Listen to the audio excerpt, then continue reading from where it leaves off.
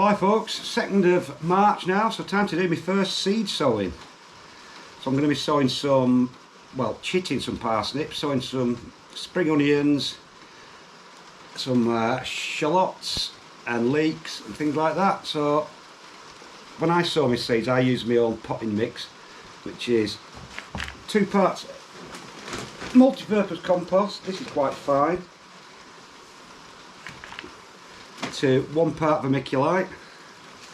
And what that does, it not only aerates the compost, but it maintains a bit of moisture as well, because the vermiculite does soak up water, and because I'm only using generally little modules with small amounts of compost in, it helps them stop drying out. So that's the reason I use that. Like I said, I use these little modules, 20, half a tray size, 20 in each, so it's equivalent of a 40 module full seed tray. They're quite deep, so they're very handy. So they're ideal to grow everything until they're big enough to be transplanted out. There's always been enough compost in, so they're just quite handy really. So I'll just tamp that down a bit, just press it down a bit, gives me a bit of an indentation to sow into. So first off, I'm going to grow my shallots. So in the past I've grown zebrun, but in a few years ago they started to go downhill. So I then started to grow these, which are called Elista. And then I thought, about 2 years ago, I thought I'd try zebrun again. So I bought some from Premier Seed Direct, and they were a fantastic crop. So what I do now is I grow both. I grow Elista and zebrun, so just in case one of the varieties doesn't fare too well, at least you've got the other one. I mean, I know that the other one could possibly fail as well, but they've been really good the last few years, last 2 or 3 years. So I'm going to sow these in, trying to get clumps of about 3 or 4, because I like to multi-sow them. So I'm just going to try and get 3 or 4 in. Doesn't matter if I get 5 in or 6 or 2. And then this way you get a lot more produce per square yard really, because they still grow just as big as they would when you planted one, nearly anyway, except you get 4 times the amount. So and you don't have to sow as many. So I'm going to be growing 60 in total, so about 30 of each. So these are which ones are these? These are zebrun.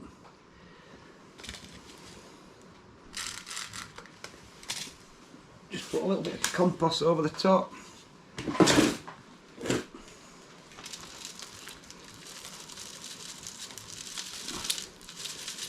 Don't need to go too mad. Give them a bit of a watering in.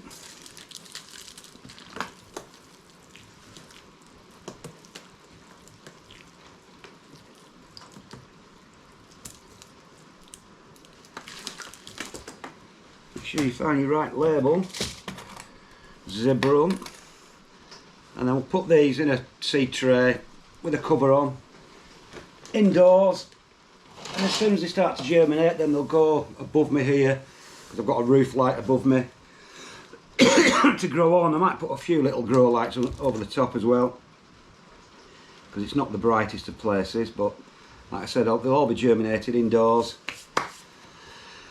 And then as soon as they germinate, they'll go into some cold. It's cold in here, it's cold and bright, so that's what I'll be doing. So I've got a new variety of spring onion this year. I thought I'd try one, if I can find it. Have I brought it with me? Oh, there. No, hang on, let's have a look. Oh, where is it? I've not brought it, have I? Oh, there it is. It's instead of growing white Lisbon, which I've done for years and years and years, I thought I'd try a different one. And it's called Snow Queen F1.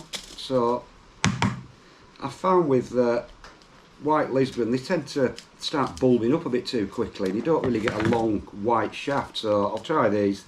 Pictures of them look good. You obviously don't get as many because these are an F1, but because they're an F1 they should be good. So with these, what I'm going to try and get is about 6, anywhere from 6 to 8 in each little module, because I want to grow a whole bunch of spring onions per station, if you will, when I grow it. So then you can just pull the whole bunch up rather than growing them singly. Just find it's always worked, especially when you start them off indoors like this. I always seem to get a reasonable result. A few more.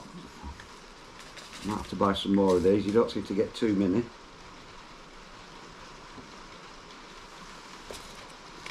So that's the one called Snow Queen.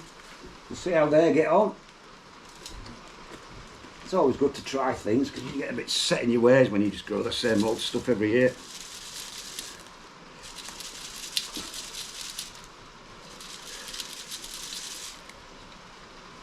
So that's those. Try to get organised here by writing my labels. Spring onion. Again, where's my sprayer gone? And what I have got as well, which I won't show you now, I've got some red spring onions, which you can take as little, obviously little red skinned spring onions, but if you let them grow, if you just leave them, they end up being about golf ball size. And I've got about 50 left from last year, so they're a really good grower. And like I said, if you leave them, they do make a fantastic little onion. So I'll be growing those again, primarily just for the little onions. So I've got 2 different types of leeks I'm growing this year, because last year I didn't find them very good at all. Don't know whether it was the silly weather, but they all just tended to rot really quickly, and they didn't hold up in the winter. So this year I've got 2 really hardy ones. One's called Bleu de Soleil, and generally blue-leaved ones are a lot more winter hardy, and Giant de Inverno 2. So obviously a giant variety. So what I'll do with these, I like to grow them in these ice cream containers because they've got a lot of depth to them, as you see, and you can just grow them in these all the way until you need to plant them out. So that's why I do them in these.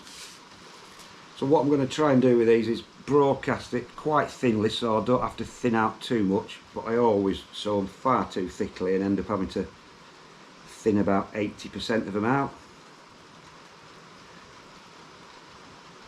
I just can't resist it. I always end up sowing far too many.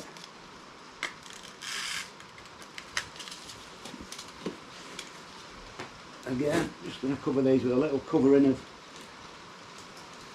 the old compost.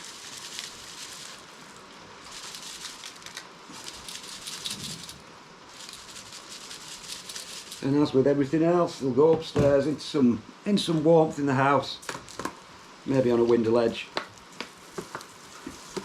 And as soon as they start to germinate, they'll come down here, and they'll be grown on in relative coolness. It's just the heat you need to germinate them. Once they've germinated, they tend to fly along. What were these? Bleu de Soleil, that's blue.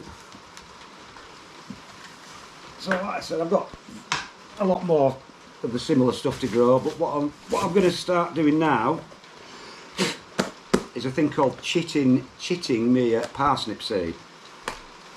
So what we do, how we do that is, I've got some wet tissue, kitchen towel in there in a Chinese takeaway tub.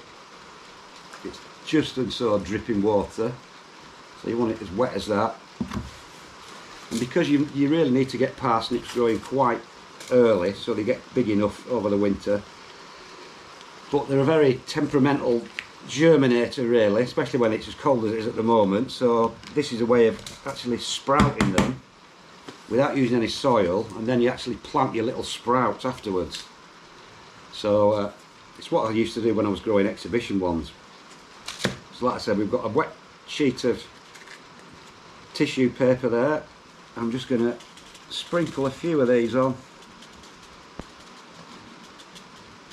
the surface. They are notoriously hard to germinate, parsnips, and if you get old seed, they're virtually impossible to germinate, so you always want to buy fresh seed yearly. So if you can see there, I've put them on there. I'll just cover them up with another wet piece.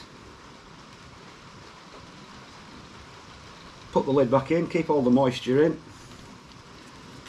And I'll forget about these for about a week, and then after that week, every day I'll check by just lifting up the tissue paper, and then once they start to chit, you'll just see a tiny little root starting to grow out of the seed. Now you don't want to let that grow too long, but as soon as you start seeing it, and when it's maybe a maximum, a centimetre long, then you can start planting them. So what you do then is, you'd make a little hole where you're going to plant the seed as if you were planting the seed as normal, and just carefully plant this pre-chitted seed, cover it up with soil, give it a little bit of protection, a bit of warmth maybe, and that'll almost certainly stop you getting really bad germination. It's just a nice way of guaranteeing a bit more success than usual, because they are pretty unreliable parsnips sometimes. So anyway, I've got all the rest to do, but I won't bore you to tears with that. But we're up and running. I'll be planting most of my main stuff out, sowing it in April. It's just the onions and things that I like to get going pretty early. So that's about it, folks. First sowing of the year. I'll see you later.